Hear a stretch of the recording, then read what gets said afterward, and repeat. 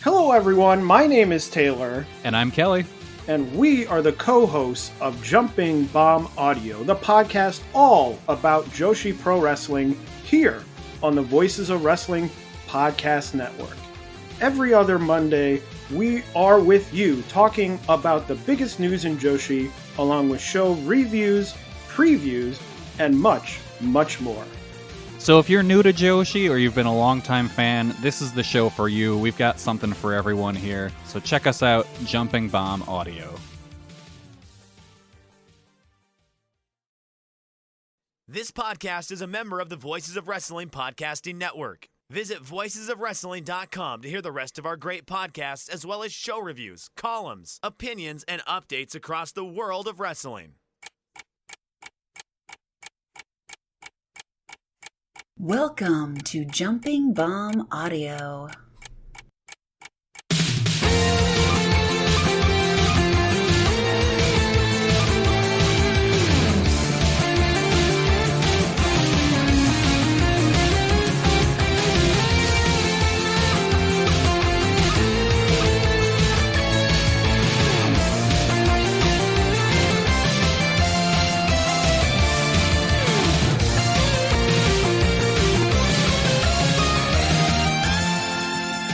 Hello and welcome back once again to Jumping Bomb Audio, the number one show all about the world of Joshi Pro Wrestling. My name is Taylor, and I am once again joined by my good friend and co-host, Kelly. Kelly, illness can no longer keep us apart. We are back together to talk some Joshi. This is like the most cursed episode we've ever done. Like, we're finally making it happen. Almost didn't. Like, I get home from work. I'm like, damn, that was a whole lot of rain. Go in the basement. Ah, shit, I gotta shot back up a bunch of water. But you know what? I did it in time. We're here. We've had quite an interesting, it's been nearly a month since we, or it has been a month since we recorded last.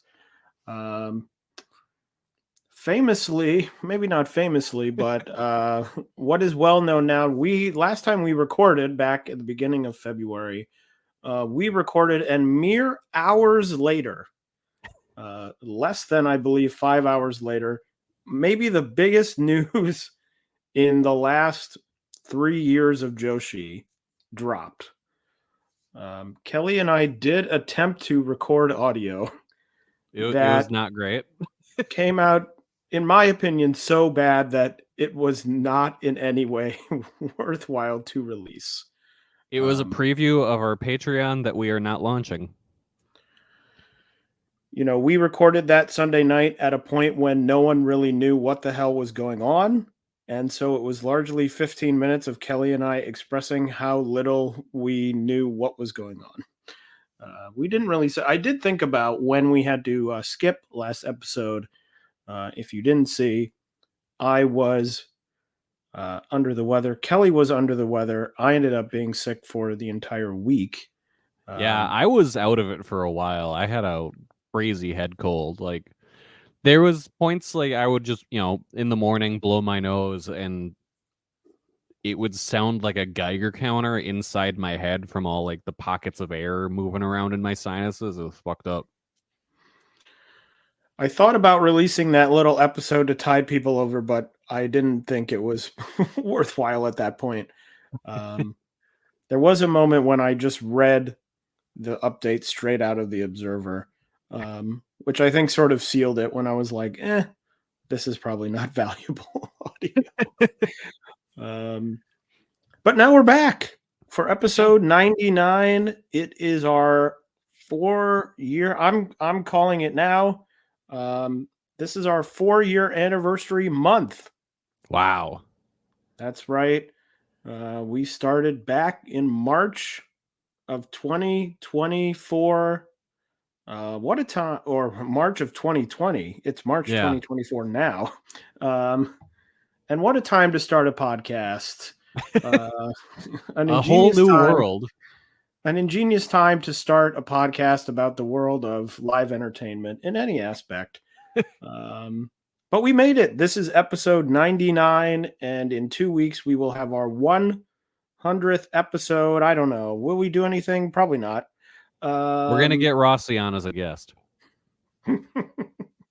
Rossy is going to announce the name of his new promotion. Yep. On our 100th episode. I will just say, Rossy, if you want to do that, please, you can have the whole episode. We'll lay out. We'll lay out, and you can say whatever you want to the people. Open microphone, Rossy. So this is episode 99. We're going to dive into a lot of stuff. We're going to be talking some stuff from the weeks that we missed. We'll be talking some things going on. We'll, of course, be updating the Joshi Fantasy League standings, which have a month now of matches. So some big swings happening in the point standings and all of that good stuff. So let's dive right in. But before we do, of course, we have to get the plugs in. Follow us on Twitter at JBombAudio.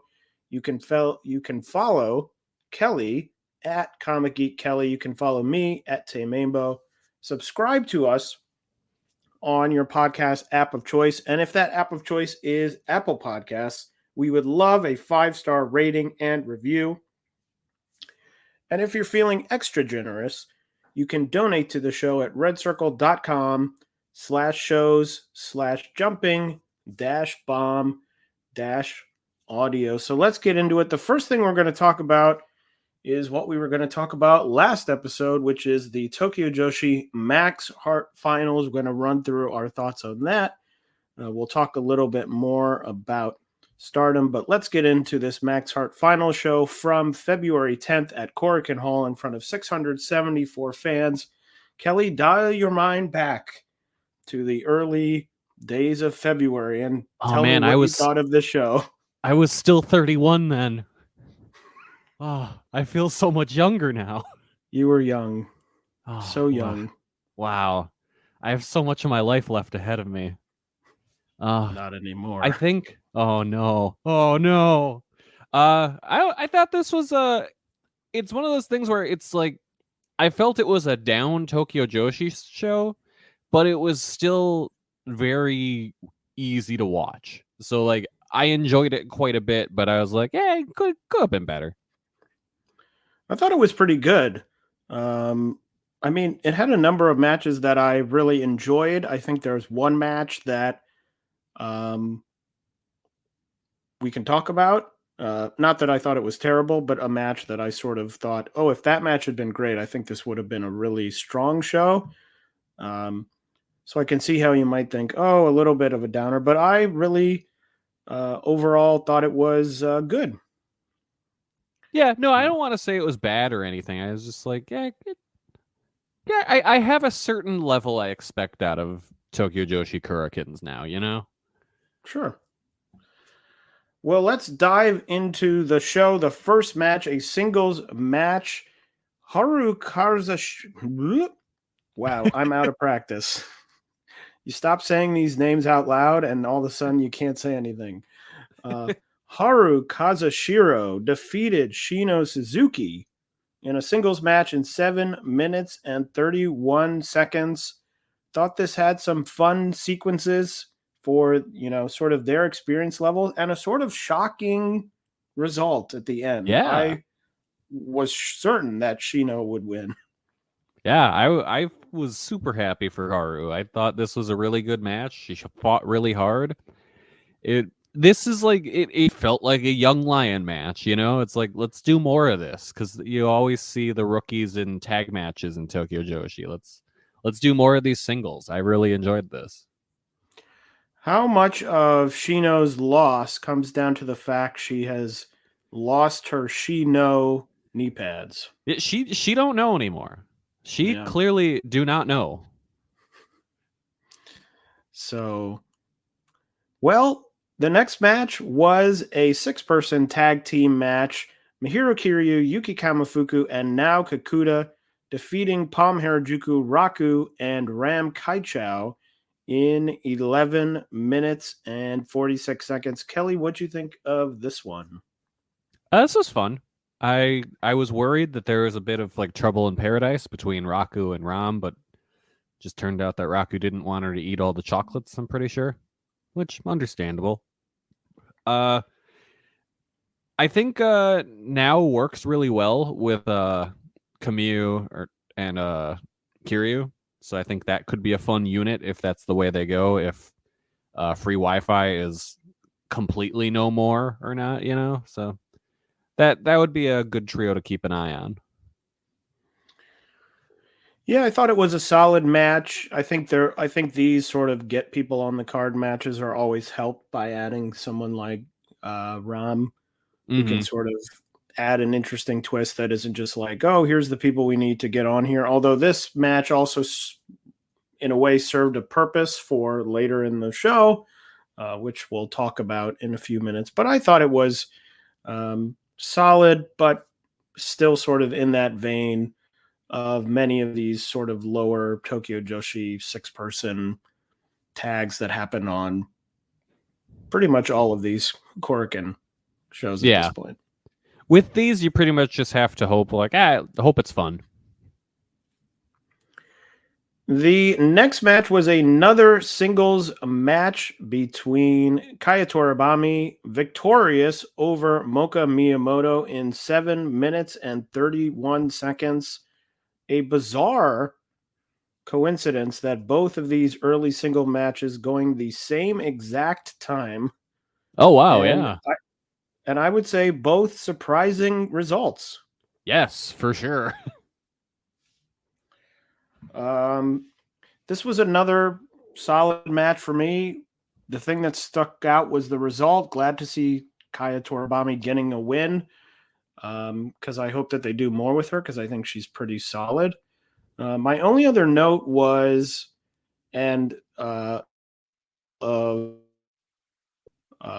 review. Kaya Toribami's music starts like you're in the jazz club from La La Land. And I'm not entirely sure what I meant by that. No. Could not tell you. Is Kaya Toribami's music on... is it online? Kaya Toribami. I don't remember it being especially jazzy or anything. Kaya Toribami. Now, hold on. No. Okay, unfortunately, Kaya Toribami's music is not on YouTube. You may be shocked to discover. Sad. What is it? I'm trying to find out if I was I don't know. The fact that I said La La Land. It's a very specific reference. It wasn't just it sounds like this. You knew exactly what you meant in that moment. Oh, while you're looking at that, I will say the roster feels hungry right now. They know that their space is opening up and everyone's kind of fighting for it, and I really like it. Yeah, I mean, there's a lot of opportunities to move up, although we'll talk about someone making a quick return to Tokyo Joshi in a minute. Wow, I'm really trying to hunt this thing down. I found the name of the song is Spread Wings. Is it on Spotify? No. Why would it be on Spotify? I don't know. I at this point, I don't think I could even tell you what the genre her music is. You could tell me it is just straight up jazz, and I'd be like, oh, okay, sure. Oh, okay. Interestingly enough, there was music. Oh, it was. It was on. It was on Spotify, and it looks like they took it down. Cursed. This is the most cursed episode. Terrible. It's by I 17, which. Oh, of course. Seems fake. Yeah, we all know. We all knew that. Yeah. I'm gonna find this. I mean, you have to at this point. This is terrible audio. Yeah. Oh, wait a minute. Oh. I've discovered the SoundCloud. Okay. of I 17. Oh, baby, here it is. Oh, yeah. Hell yeah. Come on. Give it. No. God bless it.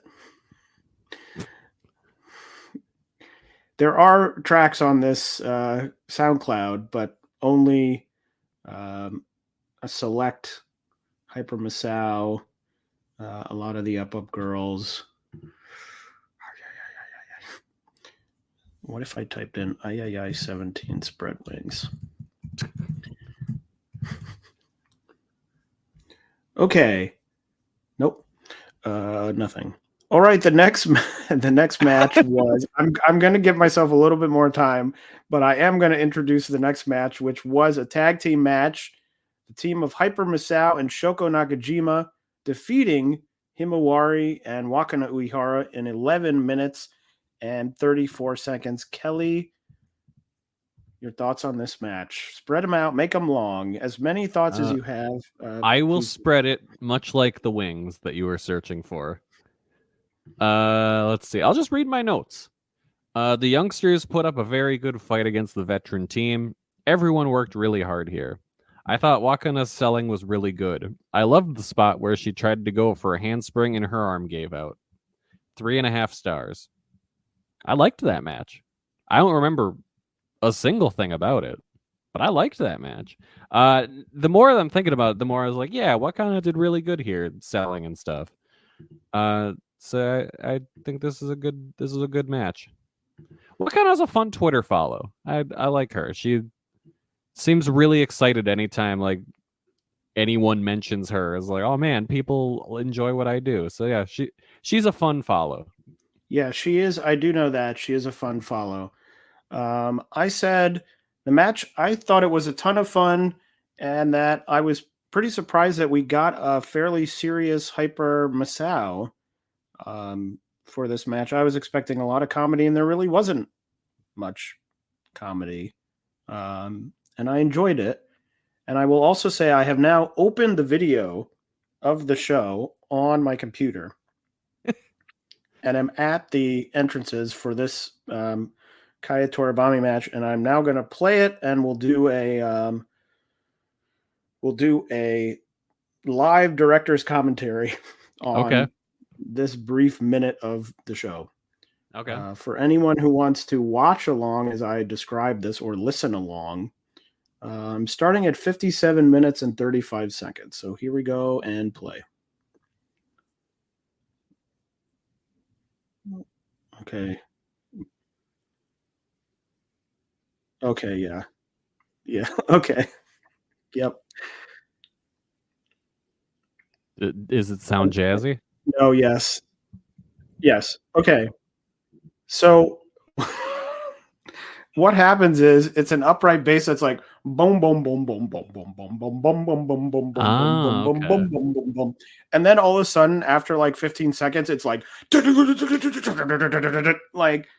it's a different song after about 15 seconds. Because it's like doom doom doom doom, and then you have the little like hi hat like. Okay, yes, all right. I remember this now. And then it's like.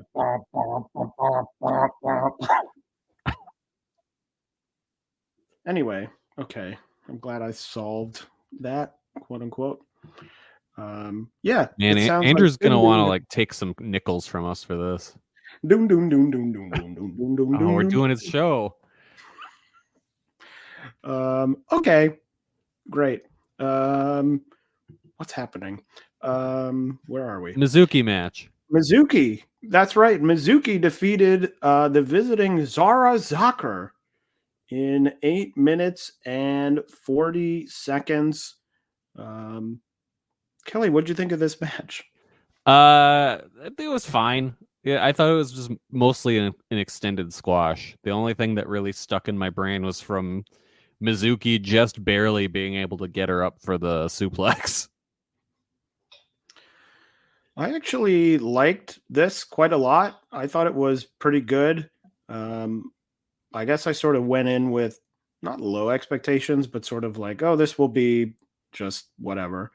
Yeah. And it delivered more than I thought it would. I'd like to see more of Zara. I know that she's going to be on the Tokyo Joshi WrestleMania weekend show, the Tokyo Joshi proper show, not the versus GCW show. And so I thought she was good. I went 3.5 stars on this. I thought it was very enjoyable. You know, it was an extended squash, but Mizuki is at the sort of /close to the top of the pecking order in the company. So makes sense to me. Young wrestler comes in and loses pretty definitively, but I thought looked good in the process. Yeah. This just reminded me. For our 100th episode, we get to preview the GCW versus Tokyo Joshi show. What a celebration. And boy, let me tell you, maybe a show that will convince us that 100 episodes is enough. But anyway, yeah, we'll have lots to preview on the next show.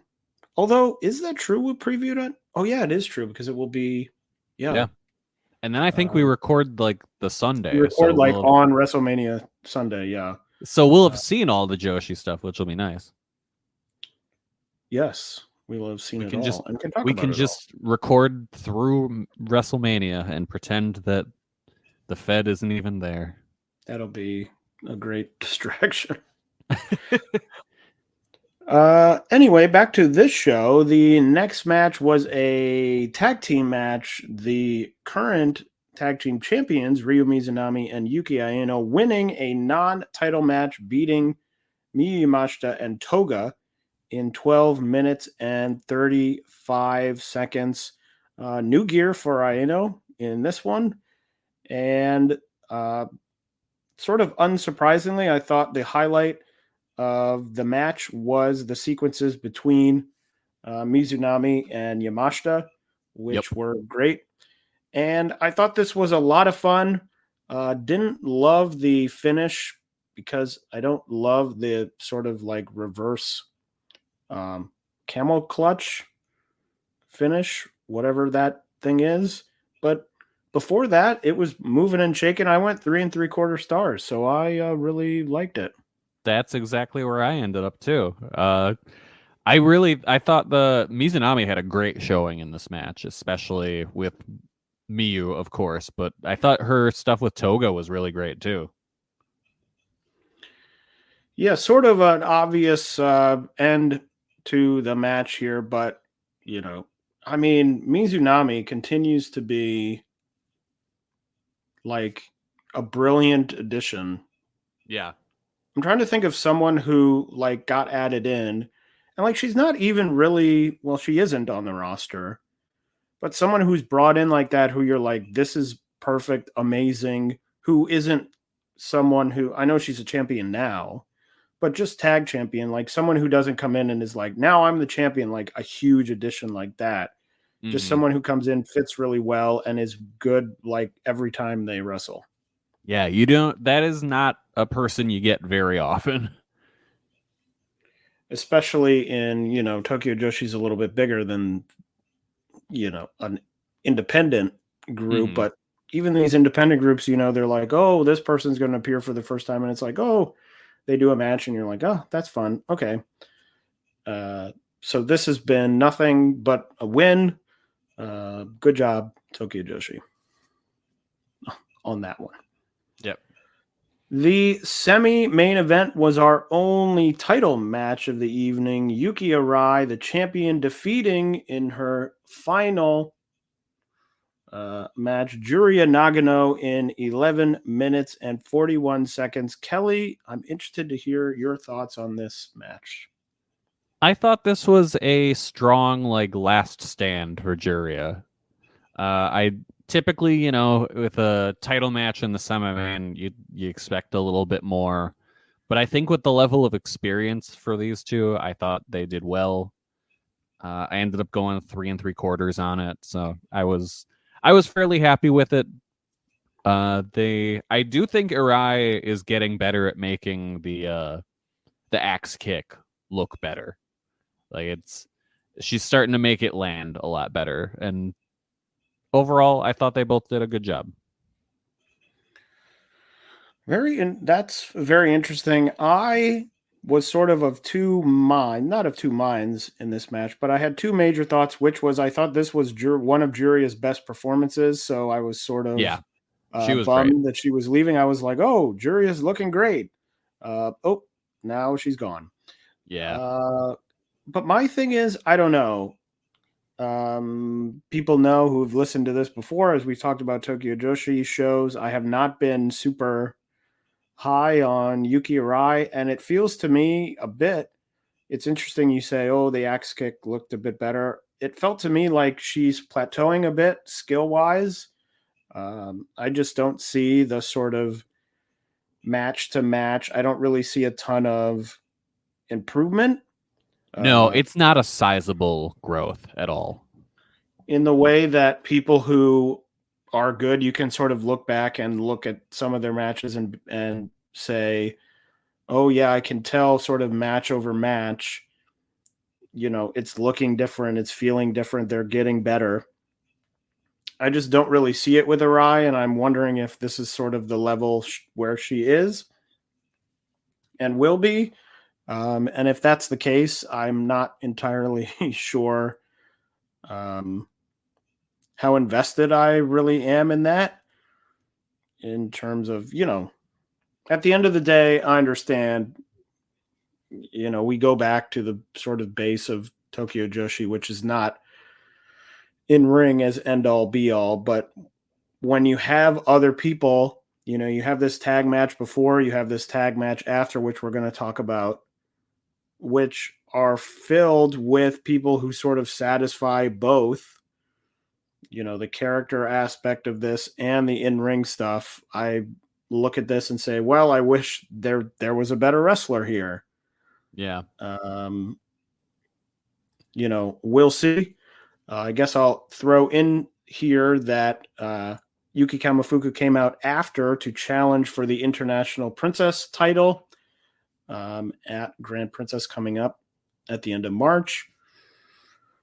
Interested to see that, because the International Princess, it feels like what Arai needs now is to be working with people who are really good, who can sort of lift her skill. And I think, Yuki Kamifuku is good, but not at the level of like, I'm going to come in this match and I'm going to make sure we have a great match, in the way that, a Miyu Yamashita would, or Miyu Watanabe, or someone like that, who could come in and, not that I want those two challenging for this title, but I don't know. Yeah, she just feels still very green and inexperienced to me.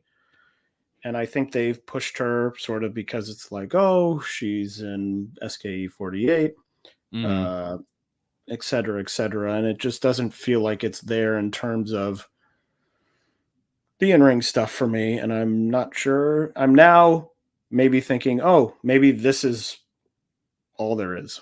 Yeah. To it. I mean, she's got to step it up. DDT's got that idol boy hunk, and he's pretty goddamn good. So you can't coast along being famous. And there is a former AKB48 member coming in at Sumo Hall, which we'll talk about in a second. But that's another thing where it's like, well, we'll see. I don't know the gauge of how famous these people are, sort of holistically.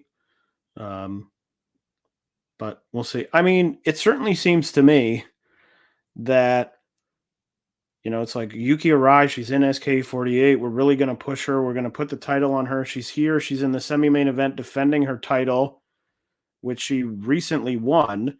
And the show only draws 674 fans. So it isn't like people are pouring into the building to see her. I've never gotten the impression that she's like a particularly big name in the idol scene or anything. Because again, going back to the hunk that DDT got in that I just mentioned, they sold that bitch out. 1,600 people in Kurikan for that dude's debut. Like, that's nuts. Yeah. So, we'll see. I don't know. Maybe one of these matches she really pulls it out, and I'm like, whoa, there it is. But not seeing it as things stand. I think it's just gonna be a case of too much too fast, and she plateaued because she's like, well, and it's not really her fault. You get a point of, well, do I need to improve anymore? I'm doing very well at this point, so I guess I'm as good as I'm going to get. Yeah, that is true. Where it's like, well, I'm winning titles and I'm this way, so great. That's Yeah, the way I should continue to be. yeah. Um. Anyway, on to the main event. The main event was the Max Heart Tournament final match, where the Daisy Monkey duo of Arisu Endo and Suzume defeated Miyu Watanabe and Rika Tatsumi in 19 minutes and 37 seconds. Kelly, I'll let you go first. This rocked. Really, really good main event. I loved how Daisy Monkey fought from behind for like the entire match and just survived through everything that that Hakuchuma was throwing at him. And then eventually Suzume just kind of caught Rika with a ring a bell out of nowhere and pinned her. So like it was just they kind of bided their time and took their lumps and then won the match. I thought that was really good. And of course, you always have to note whenever Miyu Watanabe does the double giant swing and how fucking awesome it is every time. So yeah, I liked this a lot. I went 4.25 on it. My first very quick note is that the jury is probably out on Suzume and Arisa Endo as singles wrestlers. I think they're good. It's a question of will they get to the singles level of Yamashita or Nakajima or that sort of level. I don't know, but they are a great tag team. Yes. They're an excellent tag team. They're very good right now. The other big thing that stuck out to me was, you know, there's all this debate about, maybe not debate, but stuff about, oh, Miyu's challenging for the title. She's not going to win. This is sort of what Tokyo Joshi does. They're very slow on sort of pulling the trigger on these people. So it's likely Miyu's not going to win and is going to have X, Y, and Z before she gets to that level.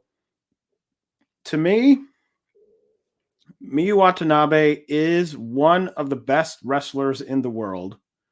So, putting all that aside, she should win the title because she is that good. Like, she's a great wrestler. The crowd obviously loves her. Like, there's no reason she shouldn't win. And look, she may go into that match and there's a very good chance she may lose. But to me, if I'm sitting there, I'm going, this person is going to go out and have great matches. She's doing these double swings. People are like, oh, amazing. Like, she's a great wrestler. And I feel that sometimes really the only person in Tokyo Joshi who has ever broken out of the idea of like, this person is a really good Tokyo Joshi wrestler is Miyu Yamashita, who people are like, she's a great wrestler. She's like the one person, even though, Mizuki is very good. Yuka was very good. These people are all very good. But in terms of sort of the public at large, Miyu Yamashita is the only one who's ever been someone who people are like, oh, that's a great wrestler, even though she's in Tokyo Joshi. I think Miyu is at that level to be that good. I think there's the sort of conception of, she comes out, she has this song where she's spelling out love and she's in all pink. And I think people are going to see that and be like, oh, it's this, it's this girly Joshi wrestler. Oh, what is she about? But then she gets in the ring and she's like beating the shit out of people and she's throwing them around. And she's doing, I think, the best giant swing in all of wrestling. Mm-hmm. And she's just really good. And so I would hope she would win the title because she's in the conversation for the best wrestler in the company, in my mind. and that person should have the title. Yeah. No, totally agree. She should win that match. They need to stop slow rolling things and just take a chance and let them go. Because yeah, and like I was even thinking about this with the giant swing. She's one of the few people that kind of breaks out of the Joshi bubble in terms of just internet interest when she does a cool spot like that. Like you see that get shared around a bunch just because like holy shit, she's swinging two people at once. Yeah, so we'll see. At the end of the day, I wrote that this was just four really good wrestlers working a very good match. I went 4.5 stars. I thought it was great. Another Max Hart tournament final that I thought delivered, and is going to be in some conversation, maybe not at the top level, but for match of the year, as the last one was. So a great end to the show. And I think, Kelly, it's interesting because at the beginning you were like, well, it wasn't top level Korakuen show, but you liked the semi-main a lot more than I did. And we were pretty lined up on the rest of the stuff. And Yeah. I thought, oh, this is a great show. It was a good show. So Kelly, change your opinion right now. Oh, okay, fine. I really liked it. It was the best show I've ever seen. And on that note, we will move on. I have convinced Kelly. What else has been going on? Well, lots has been going on in Stardom. Kelly, how much do you want to talk about?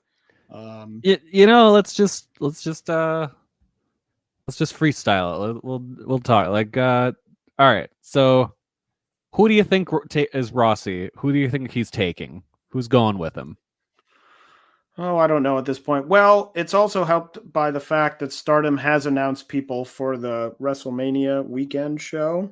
Yes.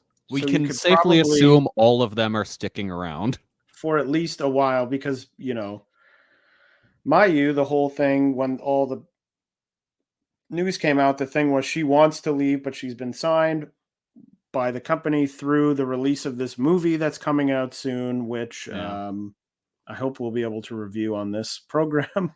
Yes. But we'll see. I don't know. I haven't really thought about it. I haven't really sat down and looked at the roster and been like, okay, I think this person's going here. I think this person's going here.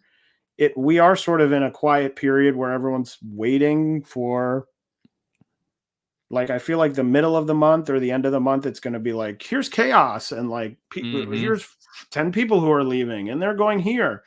Like, we got all the news about Rossy.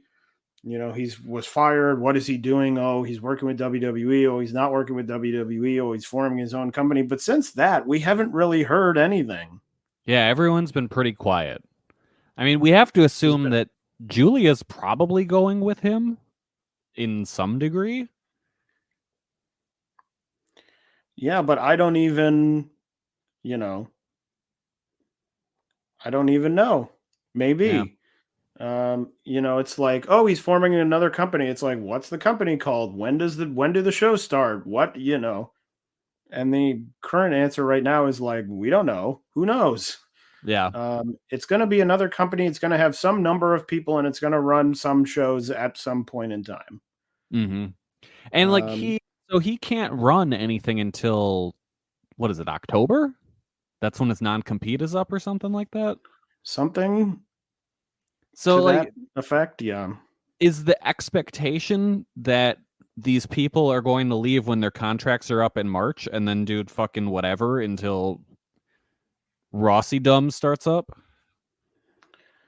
I mean, I have no idea. And the weird thing is now it looks like Stardom wrestlers are now booking themselves more in the United States. So you would think, oh, if they go to Rossy, they could work the United States for 6 months or whatever. But that was, I think I read that Rossy was very against that. Yeah, idea. So you think he would not be like, hey, go do that? I don't know. Maybe he sends them all to Seedling or something and they hang out in Seedling for 6 months. I mean, this goes back to what I said kind of as a joke months ago, but maybe there is a little glimmer of truth in that. Remember when Utami worked that random Ring of Honor match? Yes. Is that I said back then that was only because Rossy remembers working with Ring of Honor in the past and didn't know that it was associated with AEW. And I think that might actually be true now. Cuz like why else would he have allowed that but not main AEW at this point, where it's just like he never lets anyone else work in the States for the most part, but it was like, Ring of Honor, my old friend, yes, Delirious, all right, let's do this. Maybe Tony called him up and did the Delirious voice. Yeah. Yeah. Yeah, I don't know. I mean, I saw a lot when the news came out. People were like, "Whoa, the end of the Joshi scene! Like, what's happening? This is horrible." I'm like, I don't think it's horrible. No, I think it'll only lead to a better Joshi. It's another place for people to work. I think at the very, look, not to, I don't know, maybe this will come across as harsh to some people, but frankly, it's not my money. Yeah. And if they want to form, if there's going to be 10 billion Joshi companies, if they put on good action and it costs them millions of dollars to do it, I don't really care. It's not my money. It's the same thing with movies. It's like some movies I see, I'm like, who greenlit this? I love this movie. Who approved it? It will never make any money. But I'm like, I don't care. It's not my money. I'll spend money to see it. Yeah. As long as it's good, I'll watch it. And if there's 10,000 now, maybe having all the talent spread out, that then won't help. But, I think some people thought, 25 people are going to leave from Stardom and Stardom's going to be this destroyed husk of a promotion. I don't think that's going to happen. No. And I think there is more than enough talent in Stardom that they can lose people, and I don't think it'll hurt them much. I mean, we'll talk about it when we kind of run through the shows here. But this at the Kurikan show on the 17th, the Stars, the Hanan and Saida versus Chanyota and Mai Sakurai match fucking ruled. I loved that match. And this is like, okay, none of these people are really pushed in this company, but they might have a shot now if the top of the card's closing out or emptying out. Like I think you're going to see more stuff like this where it's like, okay, there's room for people to grow. Like you're going to see if Saida goes with Rossy, she may be the dumbest woman to ever live. Like there's a bunch of people in the company where I'm like, if you go with Rossy and you just decide I'm going to be low mid card for the rest of my career, cool, fine, I guess, whatever. But what a dumb decision. Like stick with Stardom, give it a shot. Because man, I think they're going to give you an opportunity you'd never had before. Yeah, so I'm at the point where I'm just sort of in wait and see mode because and also you never know with these things. I mean, some things in the world of Joshi they sort of get announced and you're like, oh my God.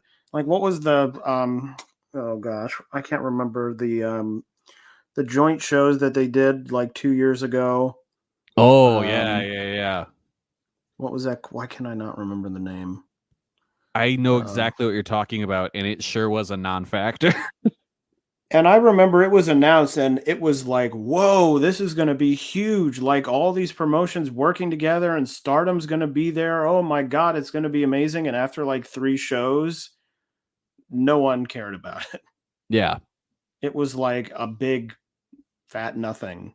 Mm-hmm. And then ended. These things sometimes happen and you're like, this is going to be life-changing. I don't know. Maybe we get to a month and 2 people leave Stardom. Yeah. To go to Rossy's promotion. Then all of a sudden Rossy's promotion doesn't do shit. And it's like, whoops, and he gets some stupid job with WWE or something so he can get in their Hall of Fame.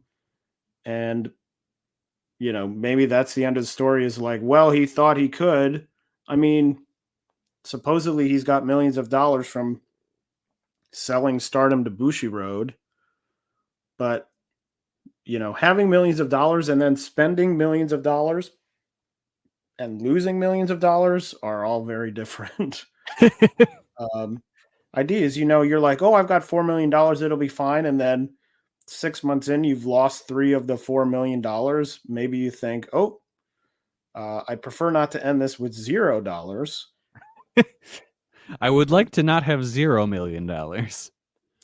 But it also isn't a thing like, it isn't a thing like on the men's side where New Japan has been around for 50 something years and All Japan has been around for X amount of years. I mean, none of these promotions are that old in the No. span of time. I mean, you're talking about, in American wrestling terms, you're talking about, frankly, a bunch of like TNAs. In terms of how long they've been around, which you think about it, I mean, maybe some people think, wow, TNA's been around for a while, and maybe because of the choices they make, it feels like they've been around longer than, just the time. But, we're not talking about historic promotions in any way. If Rossy stole every single person from Stardom and started some company called Jumping Around Girls or something, yeah, that's a terrible name for a promotion. But I mean, it would be like Stardom of 4 years ago. Yeah.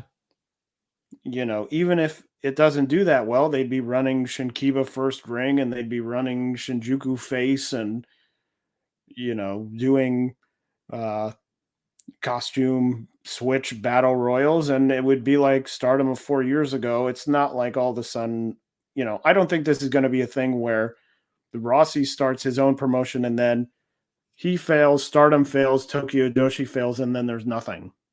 Yeah, that's not how this is going to go. Something will survive. So I think it's fine. Watch it play out. I think it's very interesting to see who will stay and who will not stay. I'm very curious to see what happens to Stardom in like the back end. Because like what happens to Stardom World? Is that going to keep going? Because I mean, the Sonny is a Rossy guy.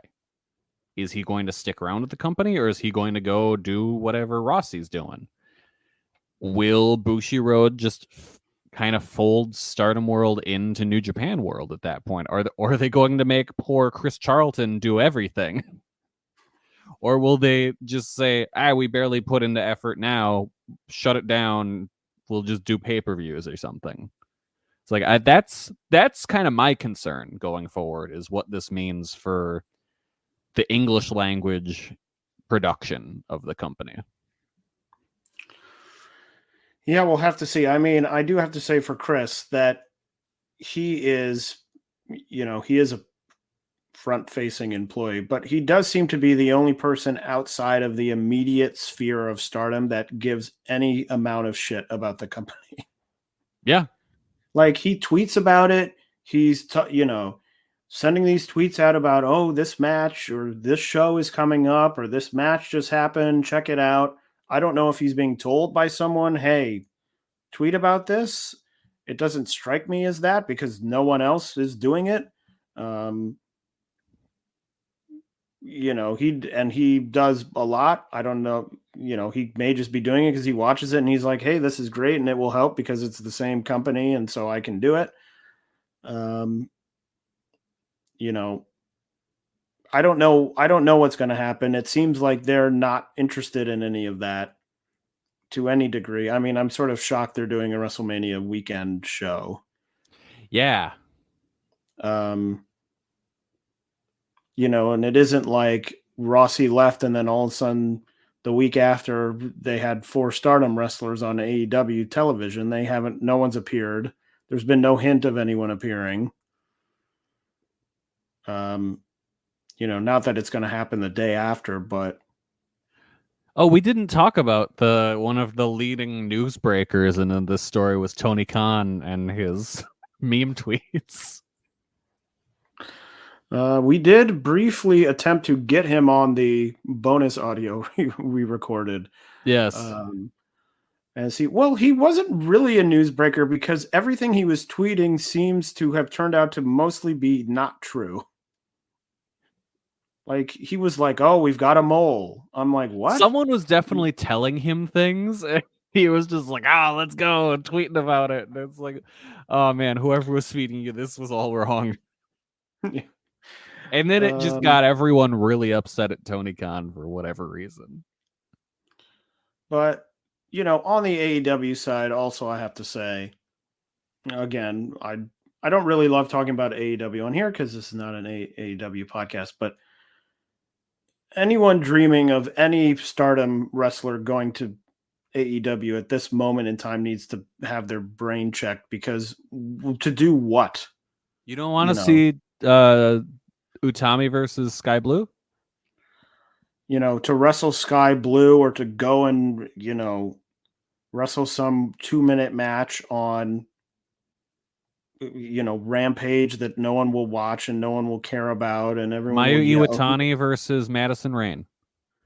who is this person? I mean, everyone's raving about the great pay-per-view last night of AEW. The two women's matches were the worst matches on the entire show by a long shot, and frankly have never, I was thinking back about this. Really, the ceiling for women's matches in AEW on those pay-per-views is like 4 stars.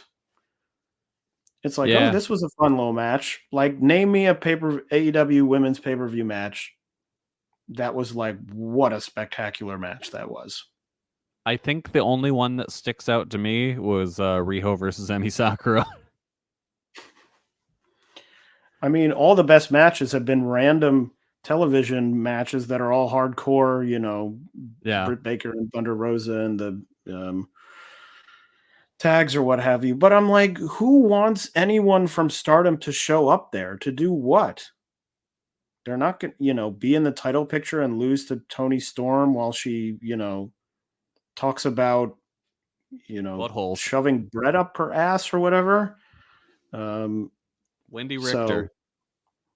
So, I have a lot of thoughts about that. But anyway, not an AEW show. No.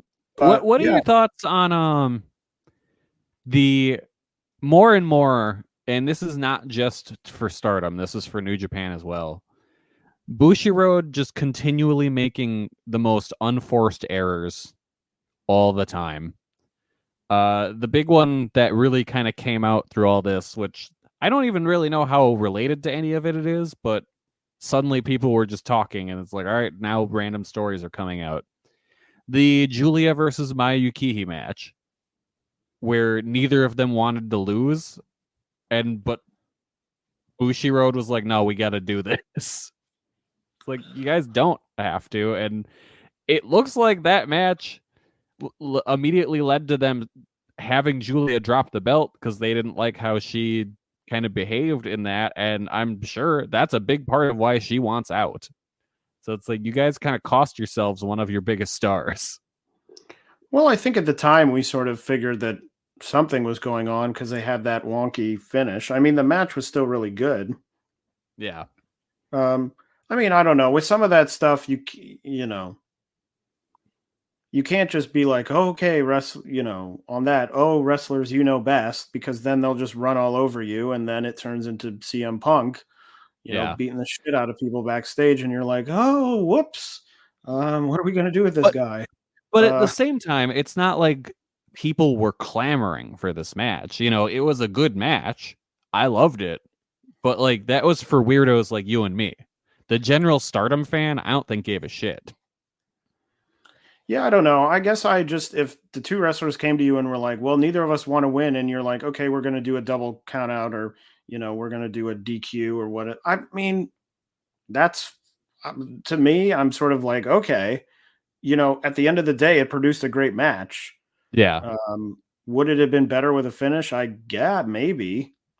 But I think partially that's sort of fun. And I think some of it is, I don't mind as much as I've railed against time limit draws on this program for 99 episodes.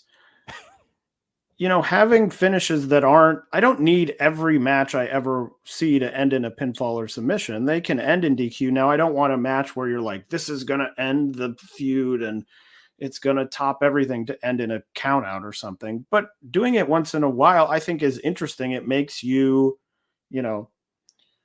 be on your toes. You don't know, okay, I'm just sitting here waiting for someone to get a pinfall or get a submission. Oh, they're out of the ring. Okay, I know they're going to come back in the ring because they always come back in the ring.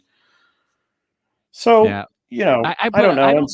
I don't think the issue is the finish. It's more of you had two wrestlers who were both like, look, A, I don't feel safe wrestling this person because I think they're going to shoot on me. B, I'm not losing to him. I don't see why you go forward with that match. I mean, I guess if they're saying to each other, well, this person is going to hurt me or I'm planning on hurting the other person, then you would say no. But, yeah, and again, they got through the whole match. They, to my knowledge, didn't do any of that. Yeah, so, no, it all went well. But it's just, to me, and again, then because like the word was because of how Julia handled that, they were like, all right, cool, you're dropping the belt. And then I would assume as a direct result, Julia was like, all right, sweet, I'm out. I mean, there's many things. Again, it's one of those things where it comes down to, you have to make decisions sometimes. Sometimes they don't work out. People will leave. I mean, New Japan's losing Okada. And because of another giant unforced error where they're like, hey, what if we sign Mercedes and pay her more than everyone else for a little to no return on investment? But if you just did something being like, okay, if one person gets upset, if anyone gets upset up here, we can't do it. Then you're just going to be sitting around going, and I think the Mercedes stuff didn't really work out. But at the time, it seemed like, oh, she's, this hot commodity. She still sort of is. She got injured and all this, whatever. But, you could go to that and say there's some future where she doesn't get injured and she has 4 incredible matches and the numbers go through the roof and interest is going up and up. And then you look back or Okada leaves or whatever and you say, well, it was worth it. You don't know until you try. Yeah. We'll pay you less. And then, she says, well, no, I'm not coming in. And then you're sitting there going, well, what were you doing? Why didn't you just pay her money? You have the money. Yeah. I still think for Mercedes that New Japan was never in a place where they could fully capitalize on her just because they're not really good at marketing their women to the United States. Like, I don't think you were going to get the Sasha Banks fans watching New Japan because of that, because you would hit the stopgap of, all right, well, you need to sign up for this website that's mostly in Japanese, but I think you can translate it. And also, if she works Stardom, you're going to have to get some fun bucks and spend it on pia.jp or whatever the fuck. Like, I just don't think it was ever set up for success. Yeah, I mean, I just think at the sort of the 50,000 foot view, I mean, every show is a series of decisions and some of them, work very well and some of them don't work at all. And most of them probably fall somewhere in the middle where they just sort of are things that happen and you never know. It happened, AEW. It's like, oh, CM Punk was doing this and it starts out and you're sort of like, okay, he's mad about this, but now he's injured and he'll come back. And then it turns out he's mad about this and he's doing this. And you're thinking, oh, now we have to fire him. And it's now like, he's gonna oh my fight God. someone at Wembley Stadium. And you think back and you're like, well, AEW, why didn't you do this at this point? And it's like, well, we didn't know.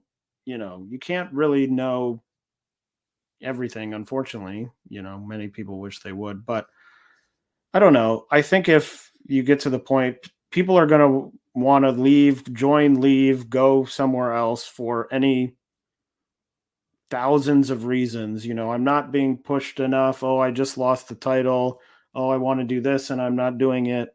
That I think if you get to in your head of like, okay, what is this person going to do? Then you just get stuck doing nothing.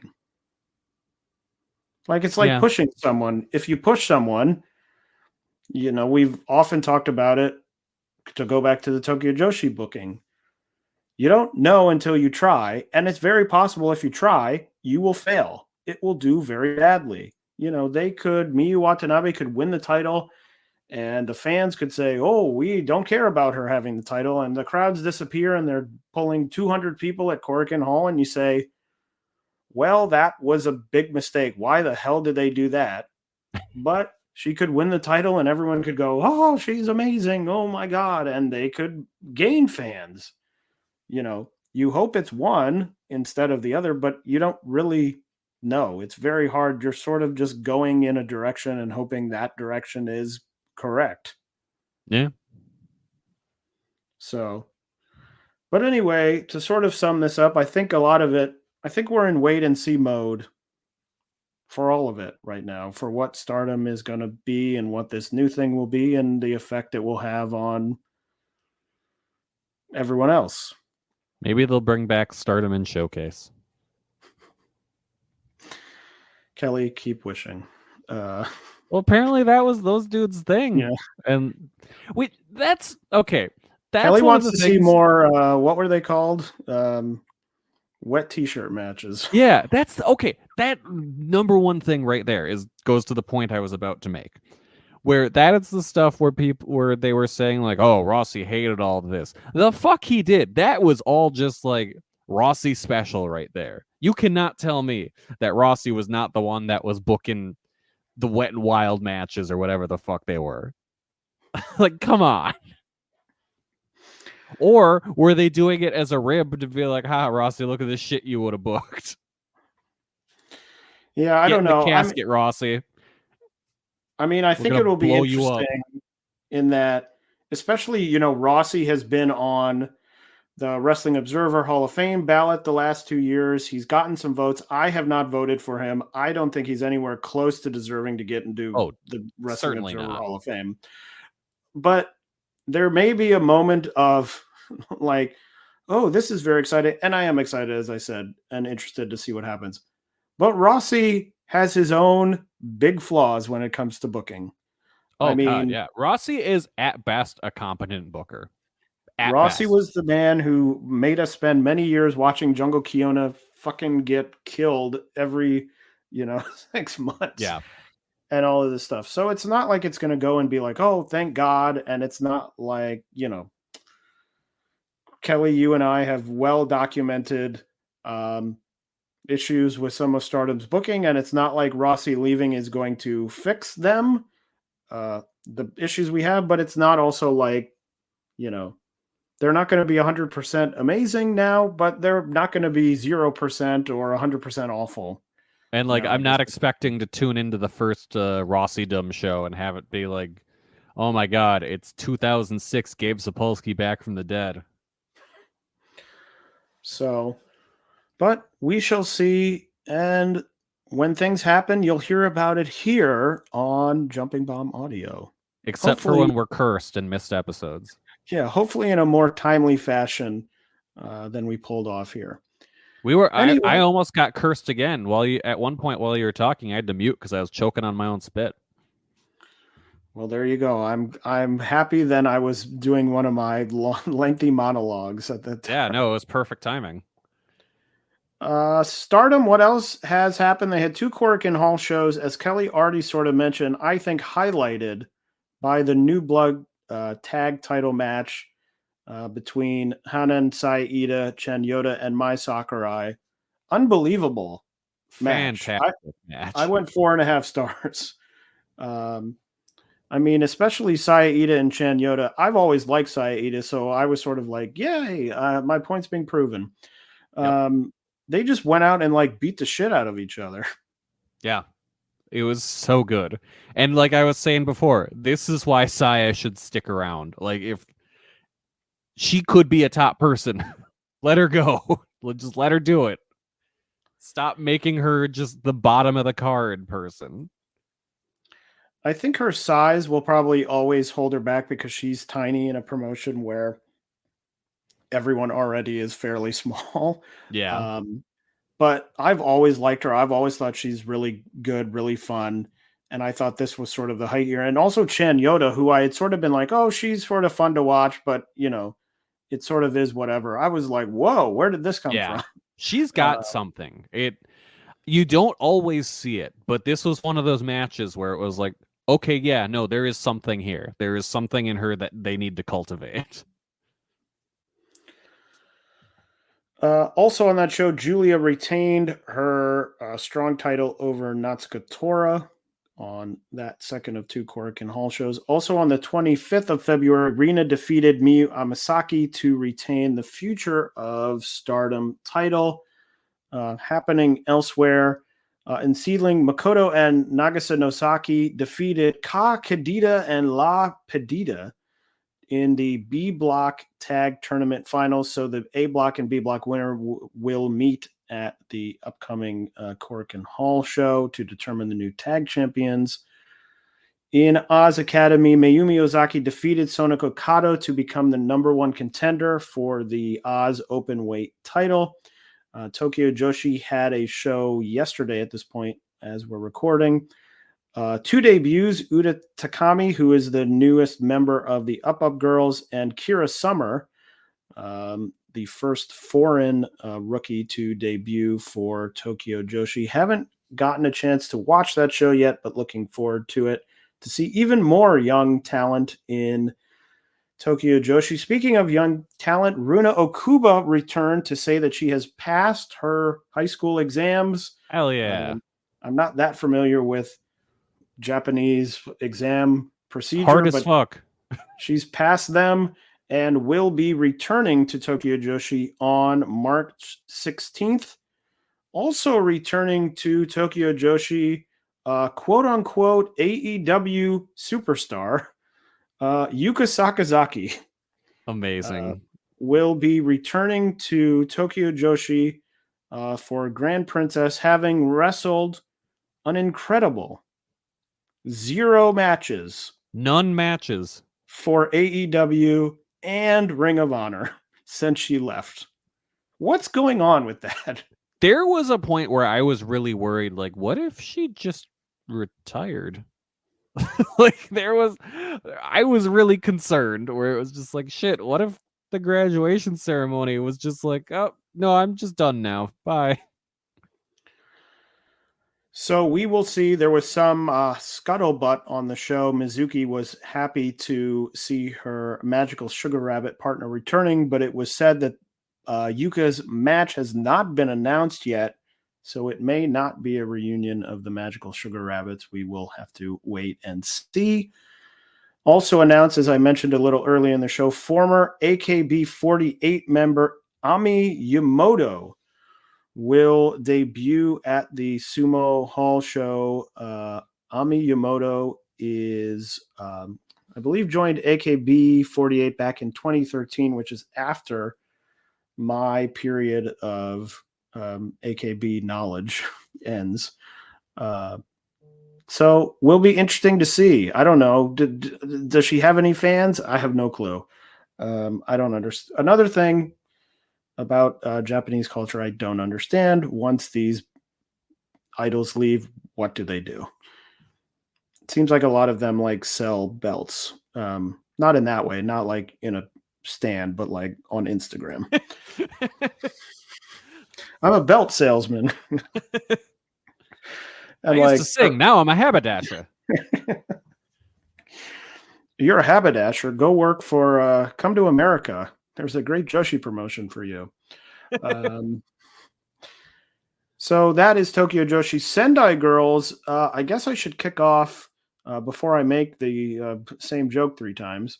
That it was announced Wrestle Universe will be increasing its price from, I believe, 999 yen a month to 1,298 yen a month.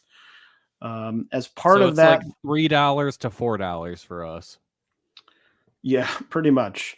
As part of that, they are going to be streaming more Noah shows. They didn't really mention anything about Tokyo Joshi shows, but they did mention they will be bringing in other non-cyber fight promotions. Michinoku Pro, Real Zero One, which I believe is the split off from Zero One, and Sendai Girls. Hell yeah. There was much rejoicing, but I'm I don't know, something to say that there is currently, I believe the switch is happening at the end of this month to the new price. So I wouldn't be surprised if nothing really starts happening till then. But there is nothing Sendai Girls currently on Wrestle Universe. There is nothing currently listed on the schedule. The streaming schedule is streaming from Sendai Girls, so who knows? So maybe I'll get the jokes in because it may be my last chance. Sendai Girls on February 11th, Team 200 kilogram, Chihiro Hashimoto and Yu retain their tag titles against Mio Momono and Yurika Oka.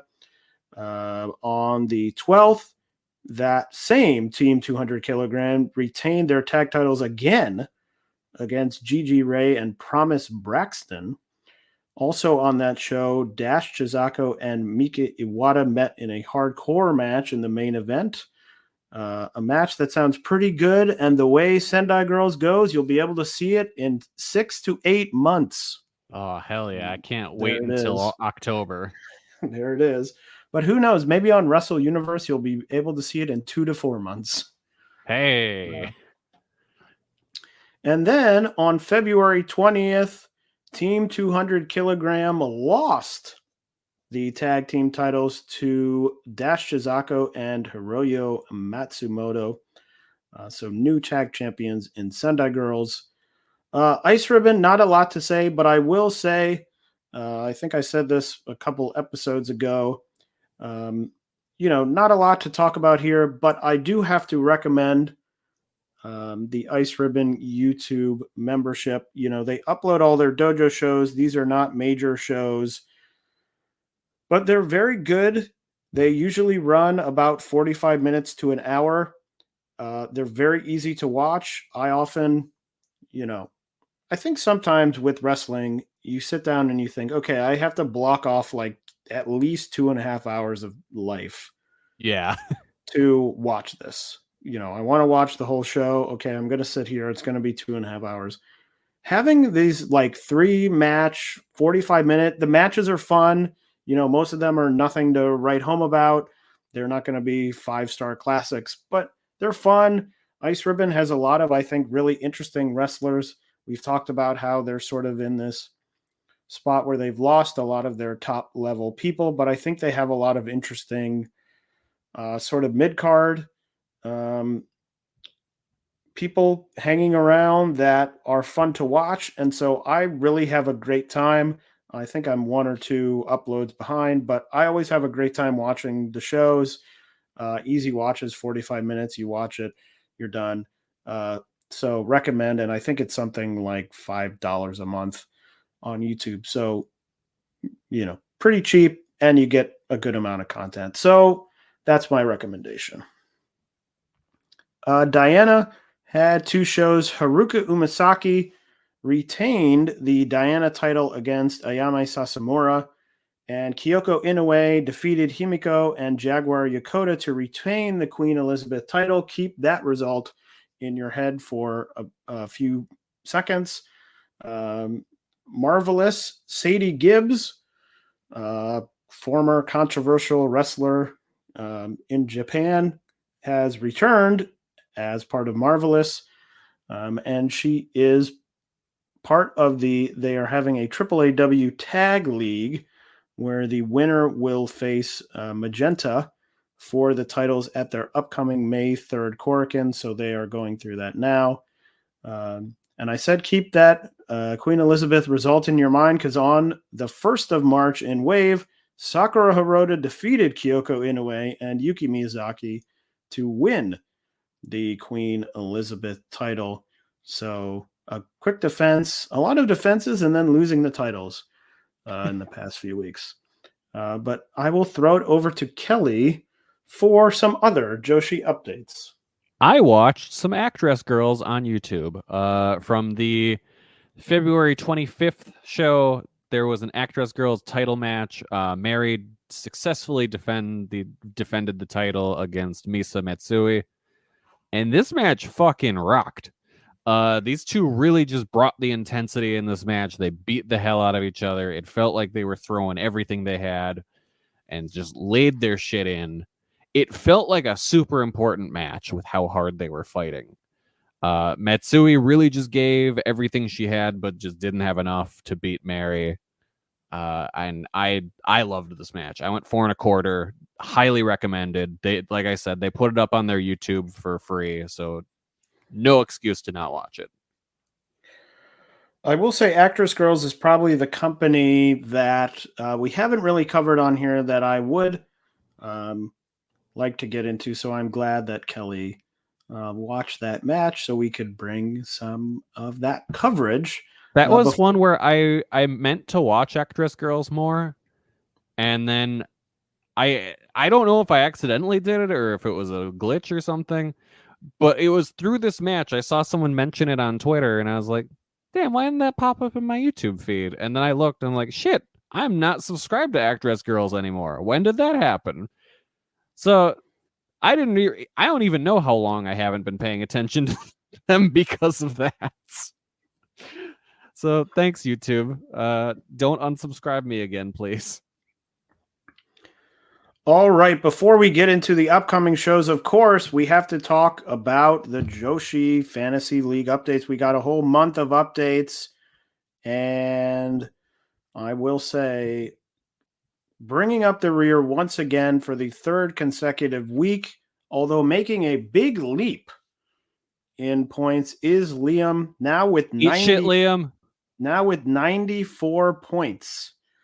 A lot of points, and also very surprising considering he has Sari and Aoi, who combined only have 13 points. So they are certainly letting Liam down, but currently his workhorse, Unagi Sayaka, with 35 points. Suzu Suzuki had a good last few weeks, up to 27 points. So Liam at 94, and Kelly, you may be looking ahead, trying to catch, but you may want to start looking behind because Kelly only 6 points now. I will never eat shit. Ahead of Liam at 100 points. Kelly has picked a lot of people who have gotten points, but has not gotten the title wins that Liam and I have gotten. So Kelly at 100 points, highlighted by Rina Yamashita with 25 points already at the end of February, up to 4 singles victories for her. I'm fully expecting Rina to score me like 50 points over Mania weekend. Utami at 23, Takumi Aroha at 20, Veni at 17, and Miyu Yamashita down at 15, but pretty even scoring for Veni Kelly. will not be helping me at Mania weekend. However, they are both still looking up at the current running champion. That would be me, with 129 points, highlighted by the absolute monster that is you, the overall number one point getter with 45 points at the end of February. You has had 4 singles victories, 7 tag team victories, 3 multi-person match victories, and a singles title win. She is the Eve champion, recently successfully defending that title. And just in these past 2 weeks, as I mentioned, 2 successful defenses of the Sendai Girls Tag Championship. They lost it, so won't have it anymore, but helping me out. But not far behind me, Yuki Takase, 34 points. Also, Saya Kamatani, 21. Ibuki Hoshi, not doing as well as I thought. Ibuki Hoshi, only at 20, but really lagging behind. And really stuck out to me how much this person loses. Miyu Watanabe all the way down at 9 points. That's wild. unbelievable, has only won 4 tag team matches and 1 multi-person match this year. Loses a lot of matches, I've discovered. Huh. But I'm banking and crossing my fingers on her winning Tokyo Joshi Gold and getting me Well, you know, some big looking at points. mine, Miyu is my lowest scorer too with 15. Yeah, I think what happens is they end up teaming with, like, they do these random matches where it will be like, for example, on that Korakuen show, like Or Miyu with Yamashita Toga. and Toga, Yep. where Toga loses, and then if you lose the match, you don't get any points, even though, you're not taking the pinfall. And that's an arm. But yeah, sort of shocked. The big cat, a 36-point chasm between you and Miyu Watanabe. That's wild. So, if not for Liam, Sari, and Aoi, I would have both the highest and lowest scoring person in the competition. But we will see. Kelly, you are very right. Mania weekend may be very good for Rina. Also, may be good for some of the Tokyo Joshi wrestlers on here. Stardom will be in action. Yep. So we will see. A big question, I guess, would be, I have Utami, you have Utami, I have Saya Kamitani, Liam has Suzu Suzuki. If they left Stardom, where are they going to be wrestling regularly? We'll have to find out. So what is coming up in Joshi? Well, the big thing in Stardom is the upcoming Cinderella tournament 2024, happening over multiple days, but not as many, if I remember correctly, not as many days as in the last few years. Is that right? Because there's 1, 2, 3, 4, 5 days. No, there's 1, 2, 3, 4 days. Yeah, and it's not super long either. It's 1, 2, 3, 4. Oh no, 5 days. 5 days. Yeah, because there's some on 3/16 day. Hell yeah! Stone Cold Steve Austin, go sit down, watch him some Cinderella tournament. Okay, I was gonna say that was impressive, and then right at the end, I think you sort of lost it, and it became. Goddamn kid, love Unimon.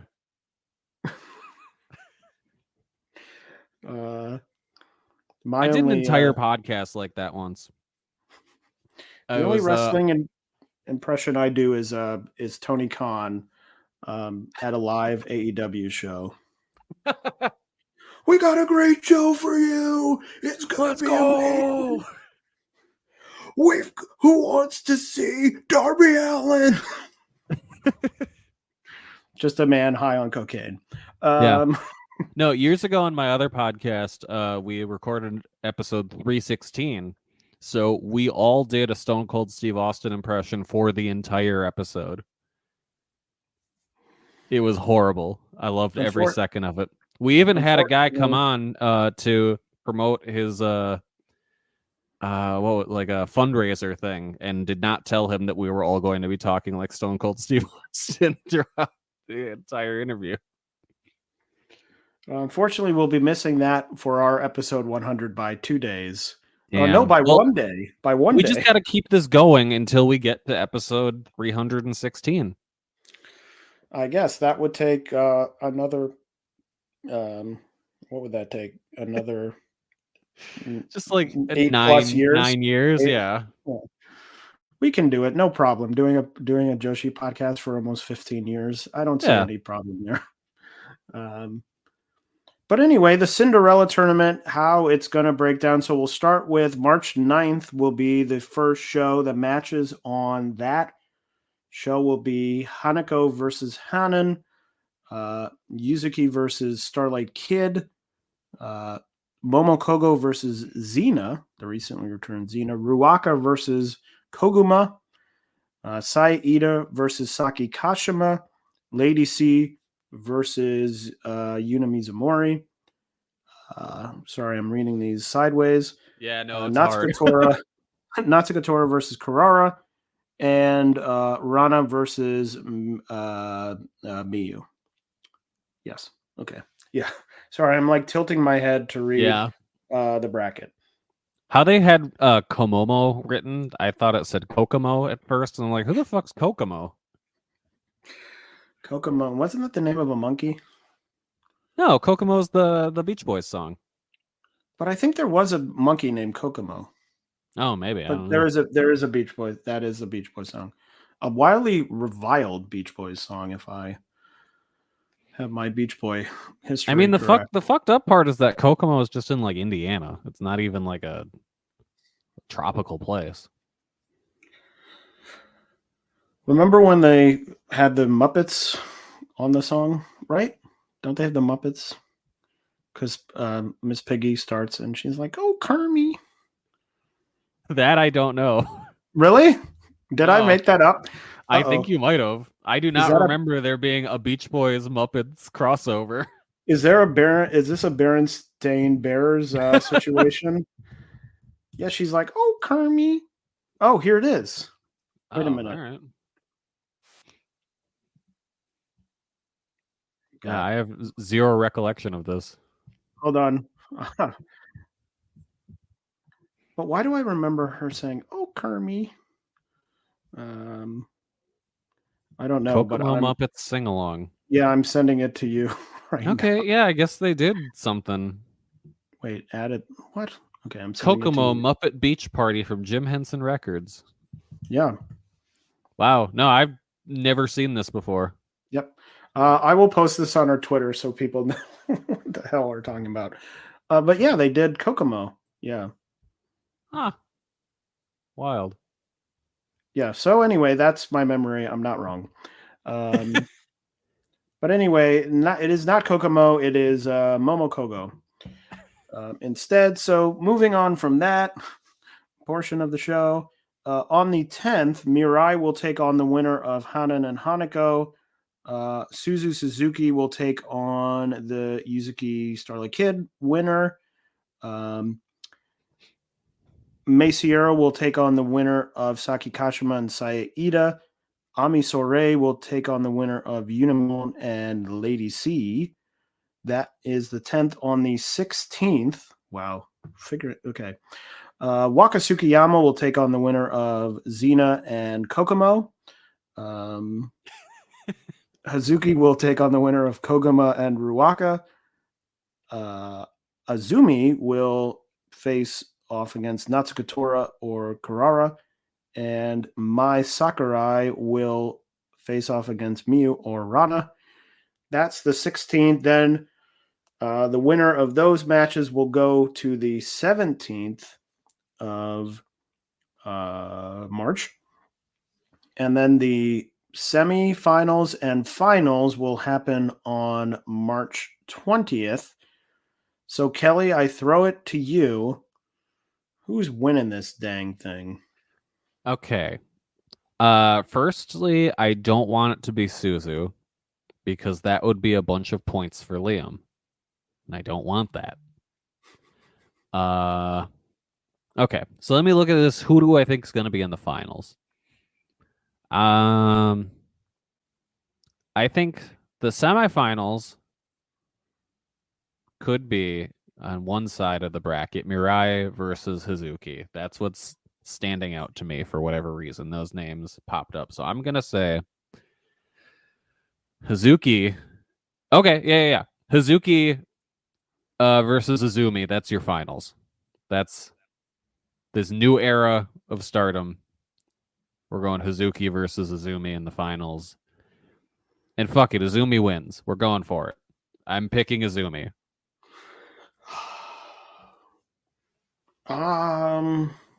Yeah. I was gonna pick Azumi, although yeah. Okay, now I'm looking at the Azumi versus I feel like I should pick like a little freak pick, but but I don't know who that's gonna be. Yeah, because really the right side of the bracket is I mean, I don't really see anyone except Azumi, like Mai Sakurai, I guess would be the number 2 where I'd be like, maybe? Natsukatora is always in the mix. Not Sadly. in my mix. Not in my No. mix. And I'm going to go